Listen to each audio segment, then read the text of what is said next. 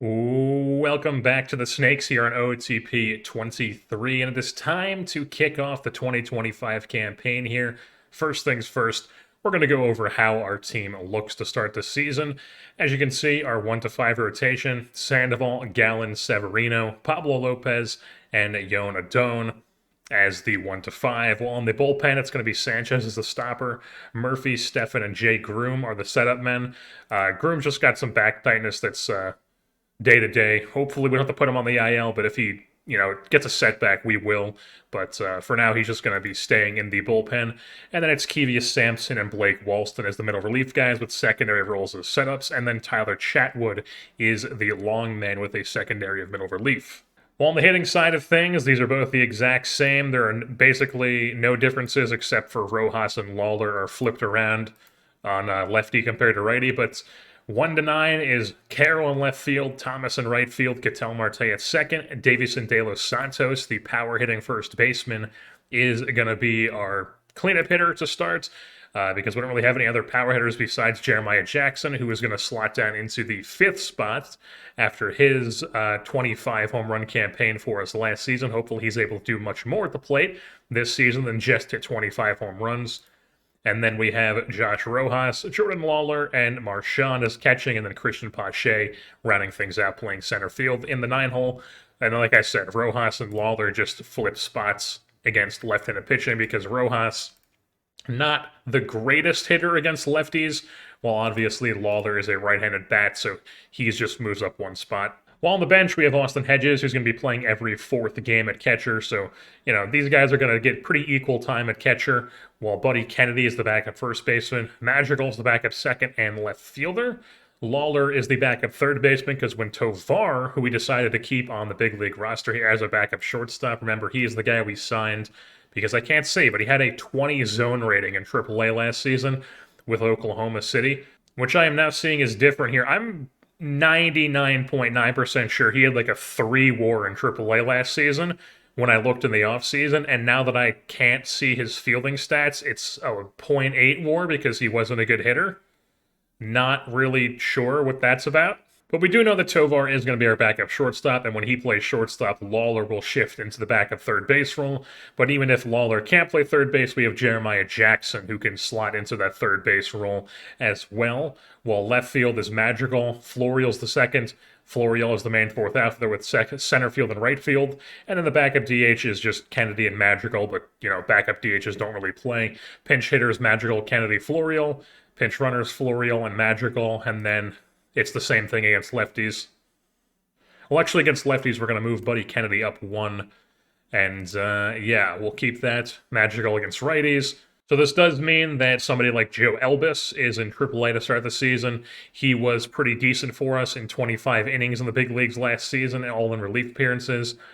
He will definitely be back up in the big leagues at some point, but for now he is in AAA Reno to start the season. Calvin Pache is also one of our guys in AAA who can come up at some point. We've also got somebody like Luis Frias, who is always an option, although he is definitely starting to fall off a bit. Of course, Brandon Pfaadt is an option as well in AAA. He was not good for us at all in the big leagues last season. He's going to start in AAA, but he is, of course, an option to come up if we need somebody. And then also Jack Weissenberger, who is somebody we picked up from Boston in 2023. What exactly was the trade we got him in? It was the Caleb Smith trade, where we got Cameron Cannon and Jack Weissenberg. Both of these guys are currently in AAA. Cannon's still in AAA with us.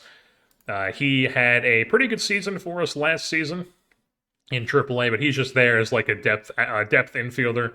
Could he possibly come at some point? Maybe. He's not on the 40-man roster currently, though. But Weisenberger, very interesting. My scout thinks he has an 80-grade slider. So does OSA. I mean, pretty good stuff, pretty good sinker-slider combo. I mean, 80-grade slider, that definitely plays in the bullpen. Was not good in AAA last season, but who knows? Maybe he's one of these guys that comes up to the big leagues and he performs better. He is on the 40-man roster, so we might see him at some point this season. While Geraldo Perdomo is down in AAA as well as the main infielder. If we need to call somebody up, he is down in AAA. And then we also have Jorge Barosa, who, if we need to call up an outfielder, he is the guy to come up. And then taking a quick look at the NL preseason predictions, they expect us to be under 500, but not last in the NL West, so that is good. I think we're going to be a decent team this year. I will. Maybe we're better than that, but I feel pretty confident that we are not going to be one of the worst teams in baseball this season. And then once again, the top hitters section is just completely discrediting guys like Ital Marte and Alec Thomas and Corbin Carroll. They are not listed in a possible top hitter. Well, if we take a look at the top 100 prospects list, we can see here that rounding out the top 10 is our man Nelson Scuttlebutt Pineda. Oh yeah, I thought it usually appears up here, doesn't it? But it said Scuttlebutt here, and I freaked out. I was like, oh my god, they took away his nickname, but they did not. Nelson Scuttlebutt Pineda, 17-year-old, currently in the international complex. I mean, maybe I could call him up the Dominican League. I mean, maybe he could hack it in Dominican League as a 17-year-old, but do I really want to rush him? Probably not. But as far as hitters on our top 100 list, we have Tamar Johnson is on here as well as the 42nd guy. He was our second overall pick in 2022 when we started this. Last year, he finally had a season that wasn't terrible in high A, so we decided to call him up to double A to start this season. Definitely could end up making a decently fast track through the minor leagues this season, but let's see what he is in Texas League. Yeah, he could definitely be putting up some decent numbers in the Texas League. He could find himself in the big leagues at some point this season if he really tears things up, maybe by like July, August, somewhere around there, I'd say. Well, we actually have two guys on the top 100 pitcher list now. There's Luis Rivas, who is the guy that our last scout discovered like a day before we let him walk. So he is now in our system here. Luis Rivas, he is in the international complex, so we're actually going to promote him here to rookie ball in the Dominican League, just so he does get time here because he is 19. Good thing I saw that. And then we also have Hansel Rincon, who is actually in Double A at this moment, number 90 prospect ranking for him. He's a guy who's been in our system since we started here. Hasn't been the best pitcher. He's had some decent numbers. Hasn't pitched a ton, though, mainly in the bullpen. Yeah, it looks like he's just a bullpen arm, so I'm not really sure why the game thinks he's so good. OSA doesn't really think he's that great. Neither does my head scout. So, I mean, number 90 prospect ranking on him, though. Well, then if we take a look at some of the other prospects that we have throughout the minor leagues, of course, we know about Pineda, Luis Rivas, Tamar. Apparently, Hansel Rincon is a starter. Oh, I see, that's why. He's listed as a starter right now. So maybe he tears things up as a starter. Who knows? But then there's also this guy who we signed as a minor league free agent. He's in high A right now just because he's at that age. But, I mean, he's done nothing to really show that he's ever going to be anything. But still, he is one of our top prospects. Capochi, who is in high A at this point because he was in A ball last year and was not good whatsoever. So rather than giving him the call to double A, we're putting him in high A, seeing if he can be at least serviceable, and then maybe we call him up to double A later. He was our third-round pick in 2023. While Davison De Los Santos, of course, started the year in the big leagues. Antonio Anderson was our first-round pick in 2023.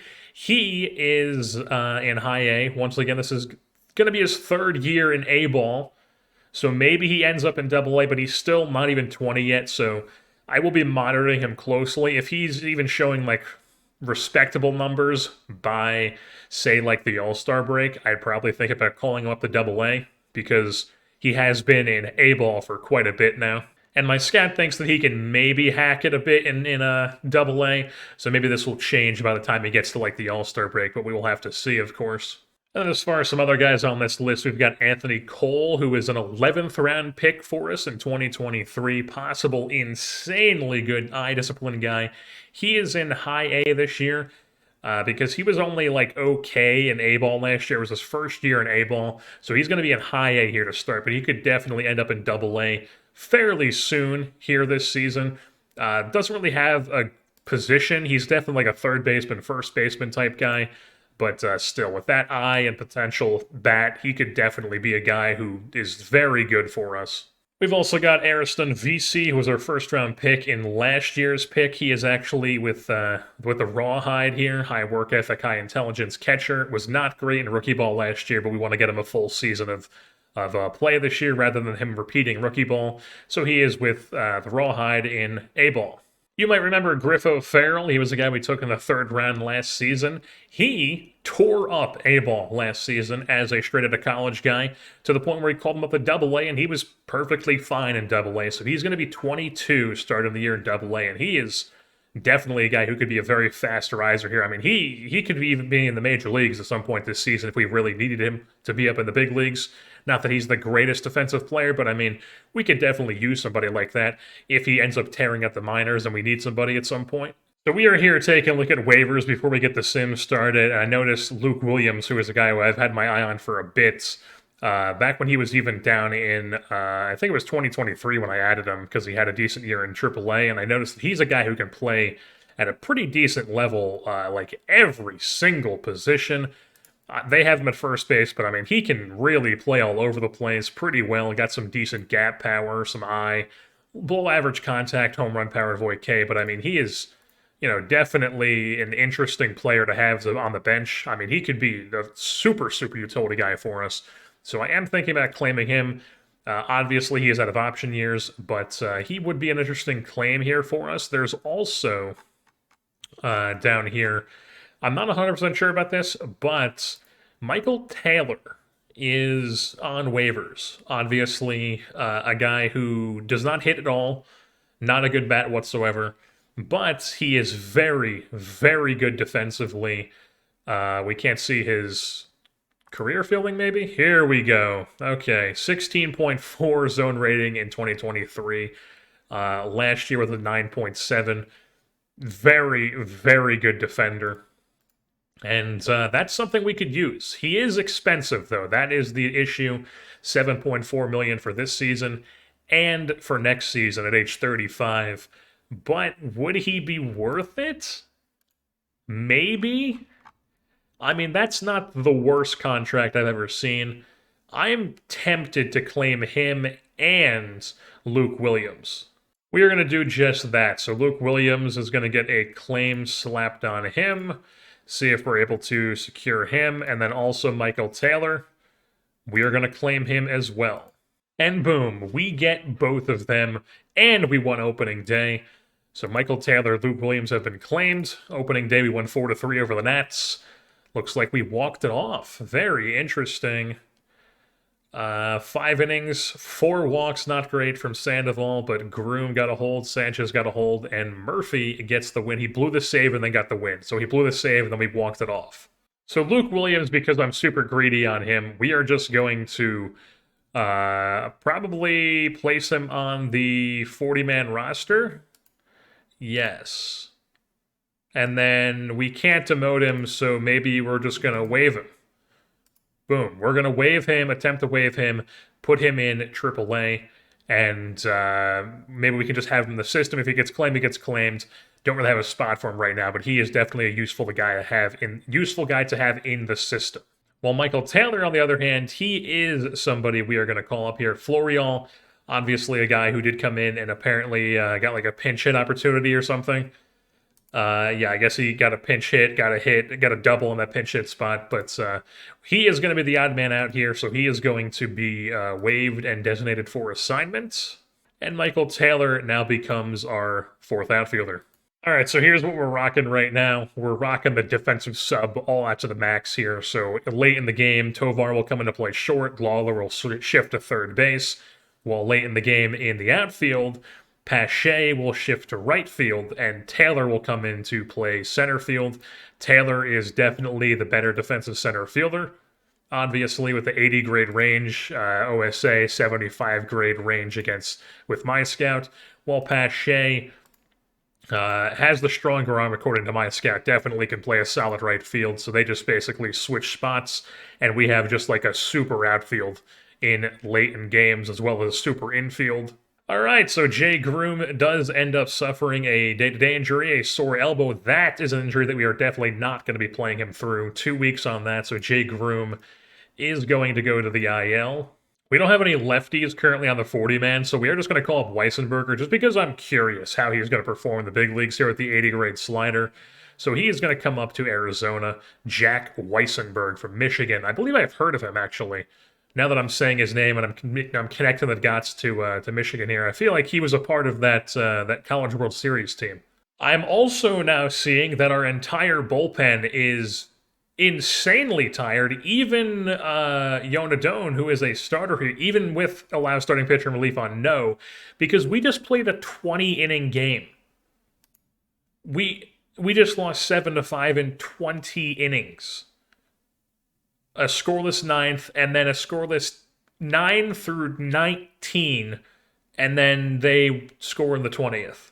Just absurd. Gallen goes 5 innings, Sampson goes 3, Sanchez 1, Groom 2/3, Murphy 1.2, Stephen 1.2, Walston goes 2, Chatwood goes 4, Yonazone goes 0.2. I mean, Jesus. And then just because these guys have 3 option years, we're going to just send these guys down and call up other guys who have options available. So Blake Walston has 3 option years left, so he's going to go down to AAA for a couple days here. And Luke Murphy as well has 3 option years left, so he is going to go down to Reno. And then just for a few days here, we are going to call up Brandon Pfaadt and Joe Elvis. Taking a look at the player development update here, very interesting. Our man Kenny Hernandez here has improved his movement ratings, added some velocity, and he's added a knuckle curve to his repertoire here. Obviously not a great pitch, but he has added it to his repertoire here. He is a guy who is very interesting. He's been in AAA for us for a while now. Barely pitched last year, but it was fine. Definitely good to FIP, definitely for that. But definitely a guy who we could look to call up here at some point because he is somebody lefty. That's always useful. I mean, Jesus Christ, it's nagging injuries galore here. So I got an update that Jay Groom suffered a setback. It's going to take at least 1 week from his sore elbow. That was yesterday. And then today we get another one that says he's 1 to 2 weeks because he suffered another setback in his injury. I mean, what is going on here with Jay Groom? Figure it out. And then Christopher Sanchez here has 2 days of a mild shoulder strain. We're not going to put him on the IL. It's 2 days. It's fine. Wall also, what am I looking for here? I think Severino. I don't know why I can't see him there, but Severino also has a shoulder strain for 2 days here. But I'm watching it. It just happened to Severino. He'll be fine. He's not going to pitch by the time it comes back. And just because Sanchez, we don't want him to pitch here, we are just going to have him not pitching here for a couple days. All right, well, it's a good thing we have Michael Taylor because Christian Pache was just diagnosed with a severely strained hip muscle. He will be out for a month. That's not great, but we do have Michael Taylor to come in and play center field for us. And there it is, the Luis Severino injury. Shoulder inflammation for 6 weeks. Not great. He was actually pitching quite well here for us in the big leagues. Obviously not striking out a ton of guys. But, definitely a serviceable 6 innings he had for us before he went down with the shoulder inflammation. Our man Tyler Chatwood here has actually been really good in the bullpen here, 25 innings. He expects to be a starter. His current projected role is a starter. Definitely has the pitches, the movement to be a starter. So we are going to move him to the rotation and then call somebody up from AAA here. All right, so Chatwood's now in the rotation, and Blake Walston is now up in the big leagues again here as a long man / middle reliever. Alrighty, so we are here on May 1st. We're through 1 month of the season. As you can see, we're sitting 14-17. Definitely not the worst record, only 2.5 games out of first place. Only a month of the season, so you can't really judge too much here, but the offense has been pretty anemic. Nothing really happening at all. I mean, dead last in basically like every category, but we set out to improve our pitching and defense this season, and so far our pitching and defense has been pretty good. The best bullpen ERA, 4th least runs against, 6 starters ERA, I'll take that. 3rd best pitching staff FIP, 2nd best pitching WAR, good defensive efficiency and zone rating. I mean, I will take all that stuff. It's just the bats have just been totally quiet here to start the season. If we take a look at how guys have been hitting, Ketel Marte has been solid here, as you would expect from Ketel Marte through 1 month of the season. Josh Rojas about league average, Jordan Lawler about league average. Everybody else has gotten off to a slow start here. De Los Santos gotten off to a really slow start. At one point, he was striking out like 50% of his ABs, but good to see he's starting to put together things here. And like I said, we're through 1 month of the season here, not really judging much based on 1 month. Alec Thomas slumping, Corbin Carroll slumping, Jeremiah Jackson slumping, Marshawn slumping. I mean, Madrigal not doing anything, Taylor not doing anything. It hasn't been good. But one good thing happened with the bats, and that is Ketel Marte apparently was on a 21 game hitting streak. Very, very solid for him. And also Jordan Lawler, an intercostal strain or intercostal strain. 5 weeks, not great. All right, the injuries are just piling up here as Luke Murphy has a stretched elbow ligament. He'll be out for 9 to 10 months. Not great whatsoever. He goes on the 60-day IL. Pache is almost coming back. He is currently on a rehab assignment. Cavalli is also on a rehab assignment. I started him off in high A ball. Got 2 starts down there. Now he's in double A. Probably get like another start there. Maybe I call him to triple A. Maybe I call him up straight from there. But he is almost back to the big leagues here. Obviously, these are not the ratings he had when we traded for him because he got hurt. We also got an email a couple days ago about Jordan Lawler that his injury got worse, so he's going to be out for a little extra long as well. All right, so here's what we're doing with the rotation. As you can see, Yonadone here has been moved to a follower role because he has not been great as a starter for us here in the big leagues. So we're going to try out moving him to be a follower with a pitch count of 95 and making Jay Groom have his secondary role as an opener because he has been very good in the bullpen for us this season, has the starter capability, so the Barnegat man himself is going to be the opener while Yonadone comes in, and we have the lefty start, righty follower action as our number 5 guy in the rotation. But aside from that, the 1 to 4 in our rotation has actually been pretty solid. Sandoval, Gallen, Chatwood, and Lopez, they've all been pretty solid, as you can see here. Even Chatwood has been really good. Sandoval, ERA plus above 100. Gallen, above 100.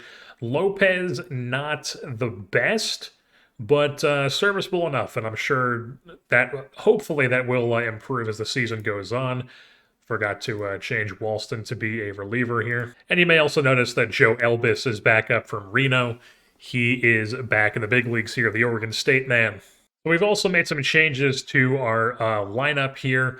If you take a look at the waivers and DFA, both Wilfredo Tovar and Madrigal have been waived and DFA'd. Madrigal will be probably, if he clears, he will be going down to AAA, while Tovar here, I mean, he's not even really worth keeping around, so we're just going to go straight up. And, well, if he doesn't get claimed, we'll release him. We'll see if he gets claimed. Probably doesn't, but he's just going to get released if he doesn't get claimed. If we take a look at the, once again, these things are exactly the same. You can see doing a bit of bench work here. At Hedges, this Tim Tawa guy we just called up, Estevan Florial, Michael Taylor. All these guys are getting a decent amount of time, giving our starters some rest, giving our bench guys some time on the bench in the lineup.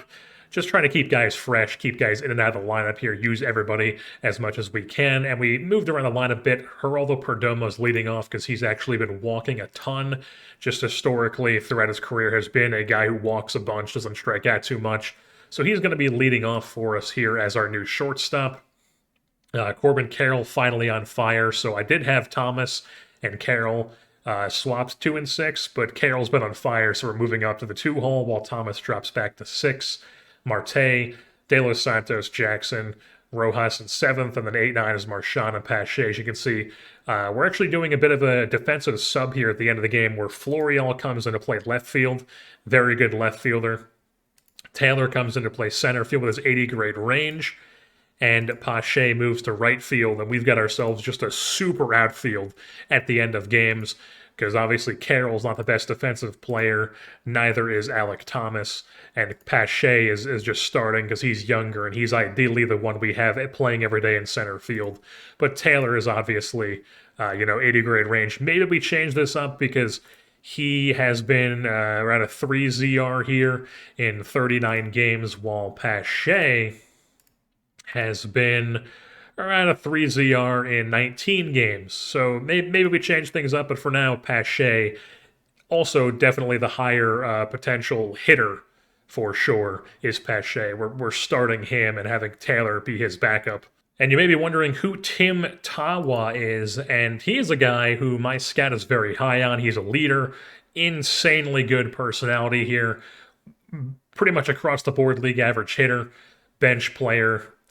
He can play all over the place. He can play literally anywhere. Obviously, not the most ideal shortstop, but he is just going to be a backup shortstop for us. Just super utility guy, can play all over the place. A little bit of a hitter, too. He's been in AAA Reno for us for 3 straight seasons, been pretty solid. He's made some jumps with development.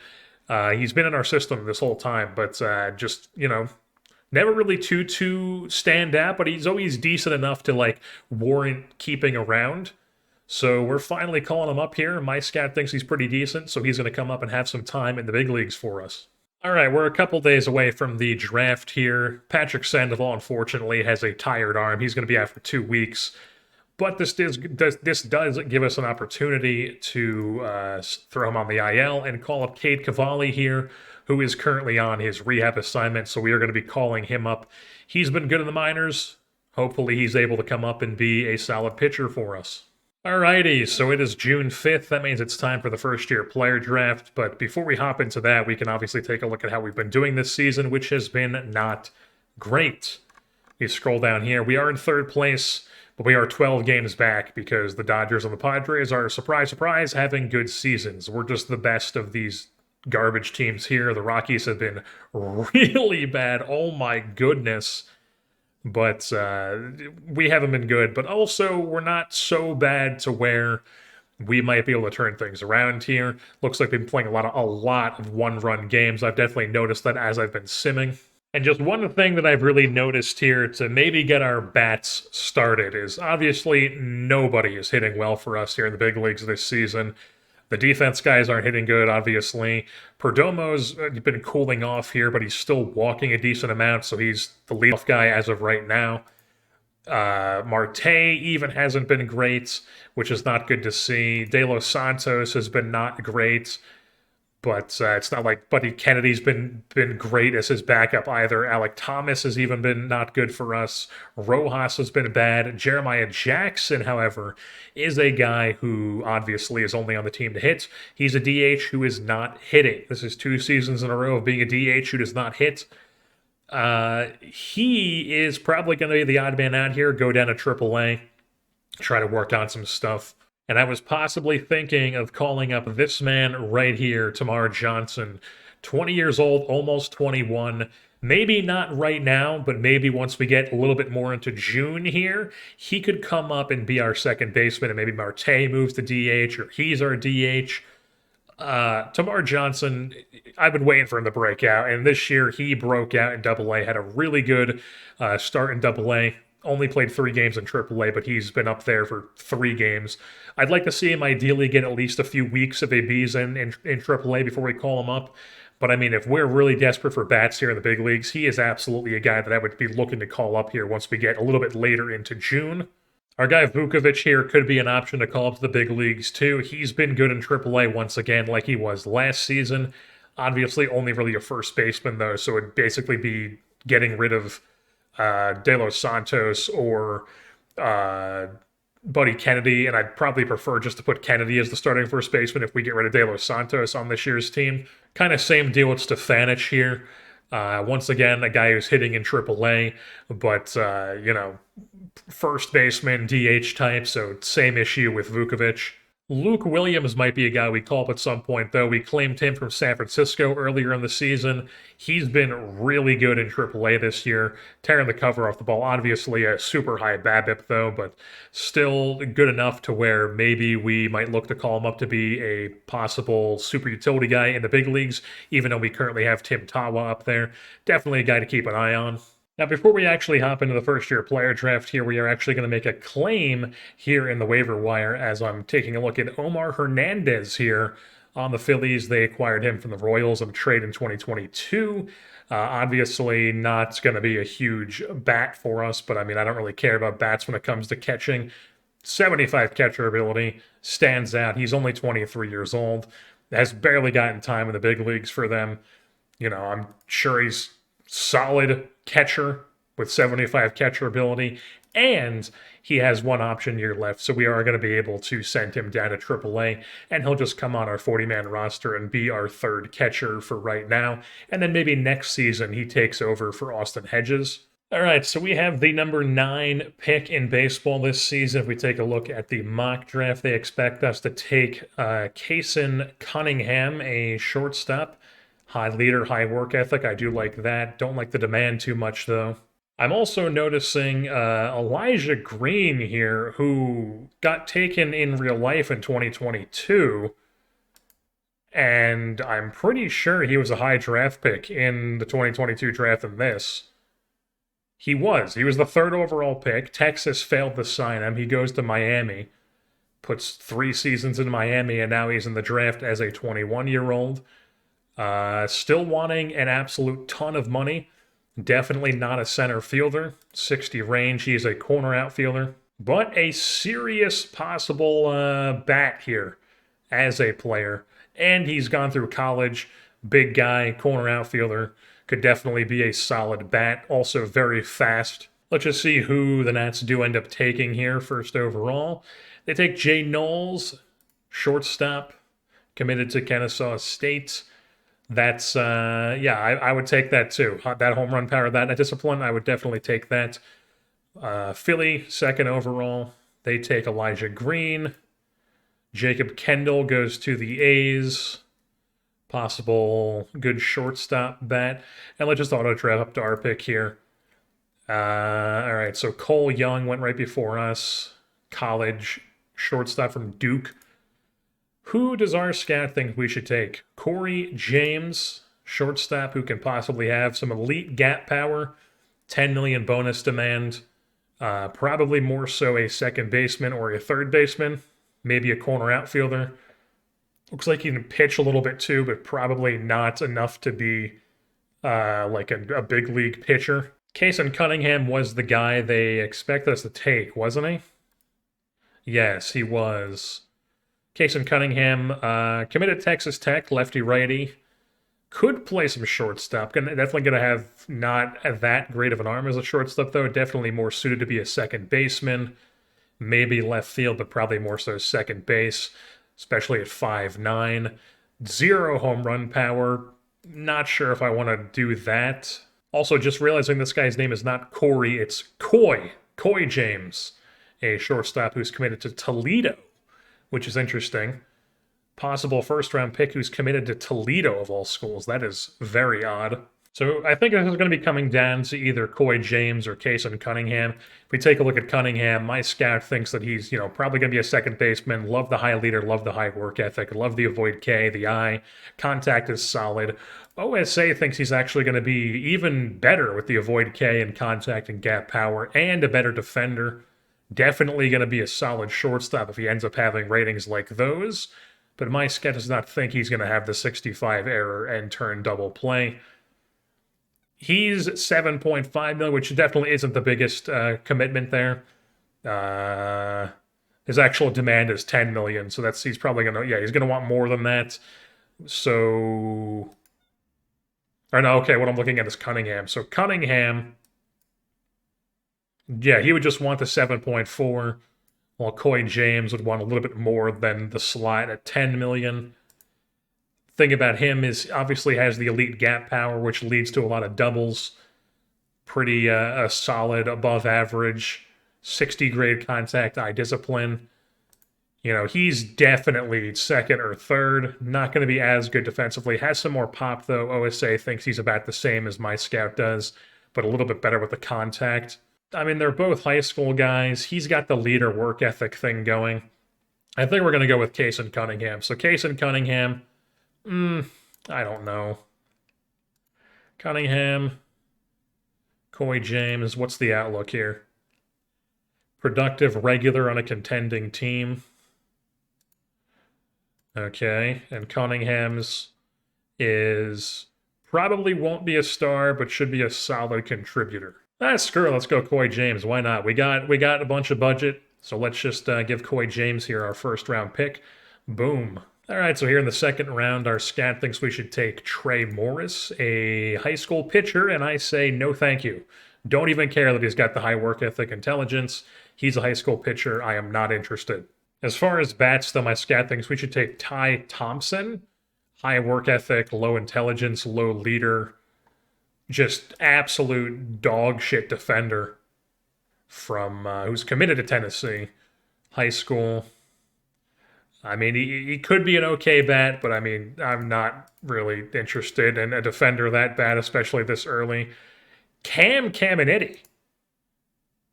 Is he Ken Caminiti's, like, nephew or something? Like, is he related?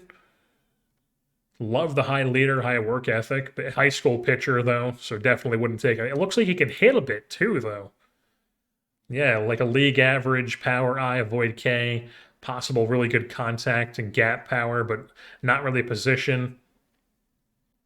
I mean, he's interesting. The other player I'd be interested in here would be somebody like Cannon Golden, who is a high leader, corner outfield guy. Could play center field in a pinch, but definitely not going to be like an everyday center fielder.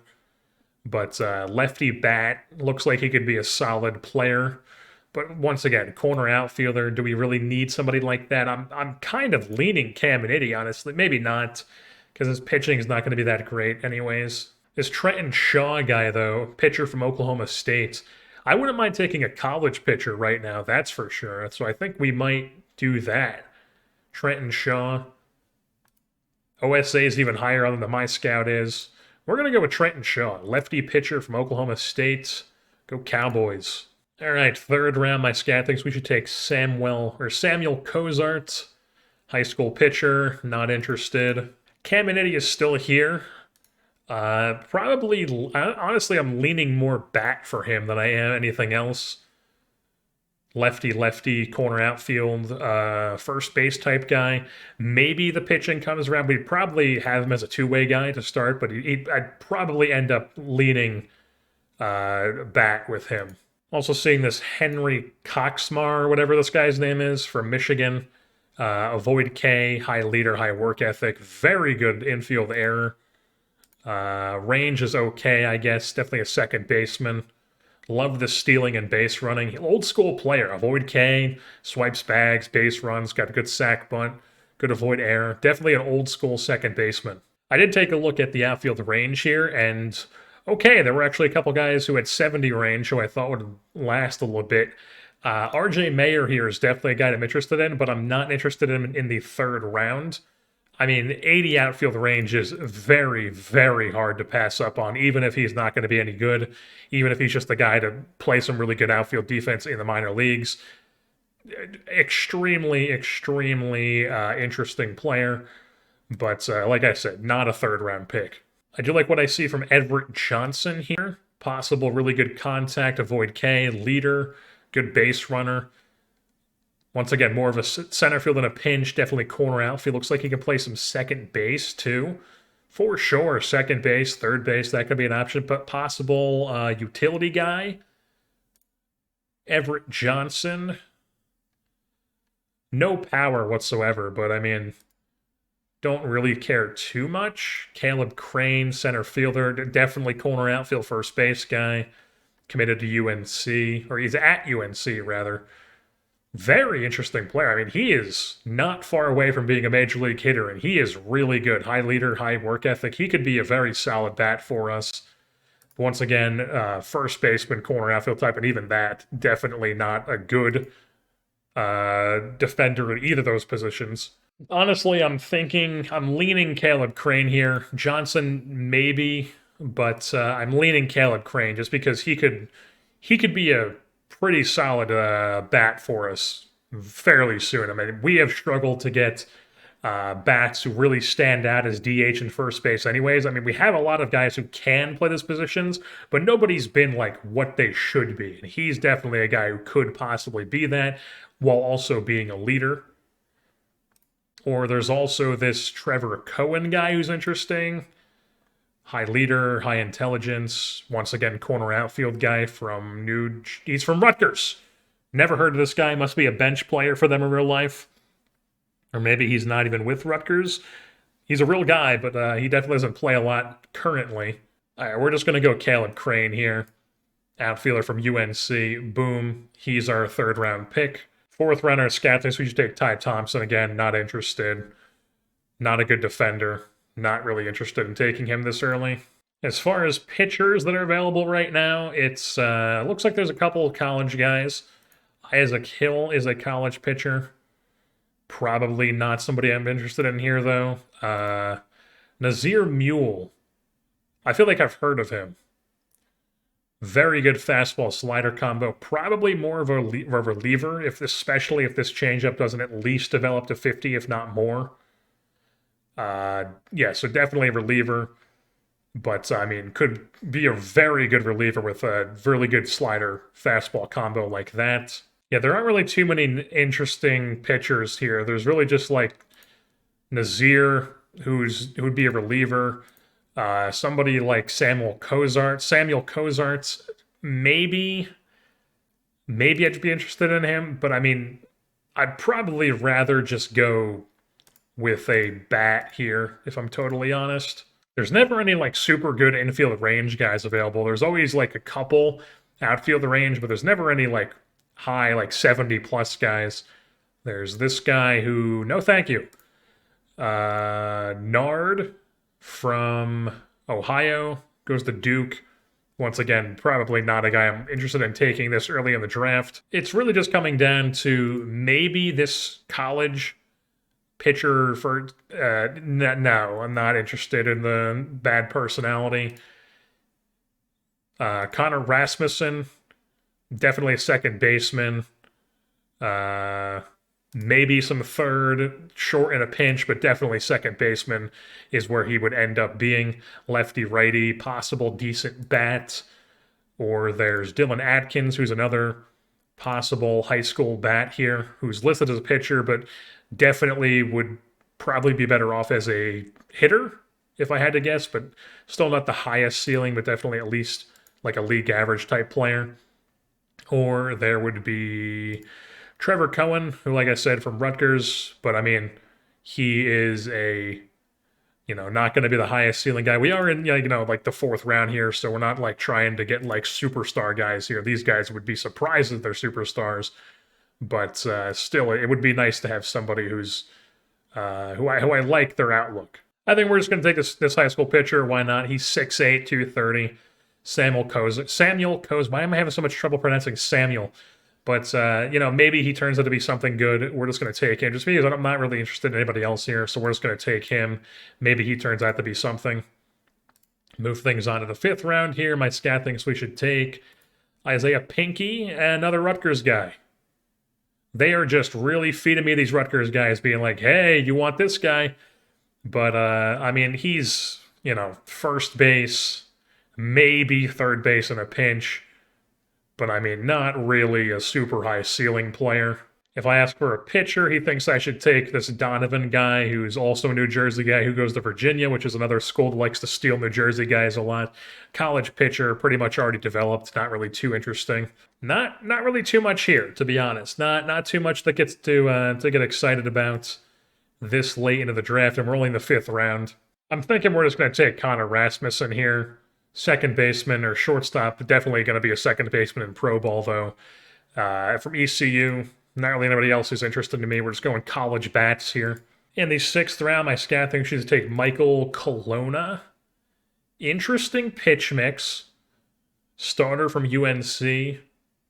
I don't hate this guy. He could be interesting. Don't like the low work ethic, though. This guy has a very interesting name, but I'm not really liking what I'm seeing from him.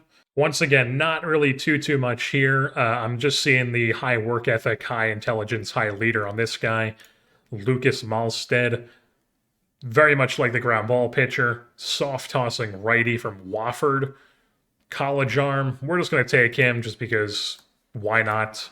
All right, there's just really nothing here, so we are just going to be taking some more college bats. I didn't like any more of the pitchers that I saw.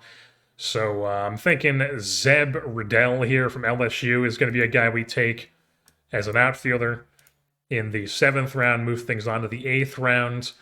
My scout thinks we should take Austin Morris, college pitcher, side armor. Sure, we'll take the pitcher because my scout likes him. Then we'll move things on. Nathan Hall here is an interesting college bat. You know, maybe could be somebody. A little bit of pop to him. Not really any speed, though. Now here in round 9, we're going to take this first baseman, Bo Ankeny. Decent pop, high work ethic, high intelligence from Grand Canyon University. Boom. Move things on to the next round. In round 10, our scout thinks we should take another college pitcher from Wake Forest. Not interested in extreme fly ball guys. When it comes to hitters, he thinks I should take this guy from Tennessee, who I'm not really that much of a fan of. So I think we're just going to take the 80 range guy. Might as well. He's still here. RJ Mayer from UT. All right, looking at pitchers here on the 11th round, and we're really just looking at scraps here. Couple good stuff, guys. I mean, this guy is probably the most interesting just because he's got 3 good pitches, possible above average stuff, bad control, maybe a decent reliever down the line. We'll just take him, Carl Hartman here. But, I mean, we'll move to the next pick here. You can just see my scout thinks we should take, well, that's actually interesting. Possible, like, 3 true outcome guy. Sure, why not? We're in the 12th round. Slate Alford from Mississippi State. 13th round. This Bryce Denton guy, good changeup, nothing really else. Maybe we take him at some... Stetson, I do like that. Don't like the movement at all whatsoever. That's never going to play. And if we take a look, there's 2 ground ball guys. One of them's a high leader, high work ethic guy from Samford, who, you know, maybe if like something miraculous happens with like talent change randomness, he turns out to be good. This reliever, you know, at best he's a reliever. Actually, his future thinks he could be a starter, so maybe he ends up being an interesting starter, but yeah, probably not somebody I'm taking right now. Scat thinks we should take Braden Haraki from CSUN. I believe that's Cal State Northridge. Yeah, Cal State Northridge. High leader, high work ethic, high intelligence. I like that. Do not like extreme fly ball, though. All right, really down in the nitty-gritty here. Morgan Lunsford, high work ethic, high intelligence, starter from San Diego. We're going to take him, move things on to the 14th round, and we're just really going to speed through these last few rounds here. Thought about maybe this guy. Decently hard thrower. Don't like extreme fly ball, though. So I think we're just going to take Egg Harbor Township, Rutgers. Boom. Well, he's low leader, low work ethic. Never mind. We're not taking him. John Lash, possible reliever. Cooper Rummel, maybe? No. As I say, we're going to start. So we're going to take this guy, Colin Hunter. Decent possible control here from Sacramento State. Boom. Move things on to the 15th round. Take a look at the bats. Couple college bats here. Could be Nathan Hall's still here. He's that Clemson outfielder with some pop who we thought about. We're going to take him. Move things on to the 16th round. This first baseman who could be, I don't like the low work ethic, though, from TCU. Isaiah Munoz, shortstop from St. Mary's. We haven't taken a catcher yet, so I think we're going to either take Bryce Hubbard here, high work ethic guy from Mississippi State, or maybe Hogan Garner from Clemson, Josh Carone from Nebraska. There's this 60 ability guy, decent gap power from Oral Roberts. Not really interested in that, though. I think we're going to take this guy from Georgia Tech because he's a Georgia Tech catcher, and he's got high leader, high intelligence, has the toughness to exceed. He can catch our staff for sure. All right, down to round 17, only a few picks left here. I mean, we could just keep taking high school guy or college guys, but I want to possibly see who's. There are 3 high school bats left. Yeah, no wonder why I'm just only seeing college guys, and none of these guys are interesting. What about hitters? There's a few more high school. This guy's actually a pitcher who could play a little bit of outfield for Matter Day. You know, he's playing with celebrities' kids out there. So, yeah, we're taking this guy. We're taking this guy. Boom. All right, 18th round. I'm thinking we're going to take Connor Blow. I feel like we haven't taken enough infielders. Guys who have decent range. This guy might be able to play some outfield, too. Clicked on the wrong guy. Cato Hara from USC. Sure, we'll take him. 22 years old. Boom. Move things on to round 19. We're seeing this guy, high leader. High work ethic, decent infield range, outfield range, avoid KI discipline. Maybe he turns into something. Jake Maynard, boom. 19th round pick. Move things on to round 20. Not really seeing anything that I really want to just take here. Are there any big power bats? And here with our last pick, we are going to take the only ground baller left in the draft, John Lash, left-handed pitcher from Charlotte Christian High School. Taking him in the 20th round. And that will conclude our 2025 draft.